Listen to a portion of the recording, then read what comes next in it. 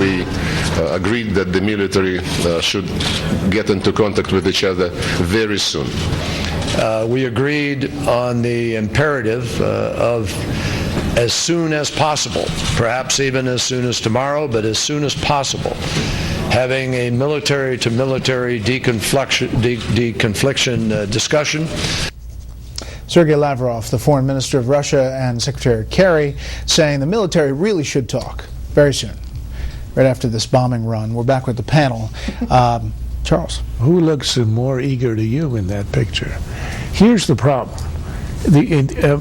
John was saying everybody's worried about deconfliction. No, the Russians aren't. The Russians marched in and said, we're bombing. Get out of the area. Obama had proposed a meeting. Putin probably sat there and nodded, not believing how naive his adversary is. 48 hours later, he starts the bombing without any negotiations. The Russians are acting with complete contempt for the United States. Now, personally, I don't really care. This isn't about the machismo. But it is important that when your country is stepped on and dictated to, other countries in the region, the weak ones, are looking around to see who they can rely on. The Russians walk in and dictate terms, and we're the ones begging for a meeting. I want to play this from Ben Rhodes, advisor to the president, his take on the Russia position.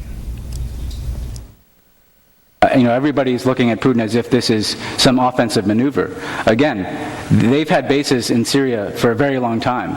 This is their principal client state in the Arab world. It's been collapsing. He's trying to prop it up. I think that's hardly someone who's in a strong position. Hardly someone, Jonah, who's in a strong position.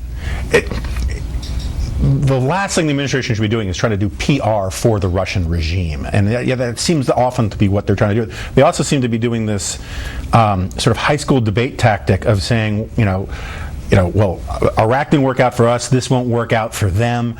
There's such great solace one takes when one is being bombed in one's home that the bombers are on the wrong side of history, right? I mean, and they seem to have this idea that somehow each moment of failure that we get into won't have consequences down the road.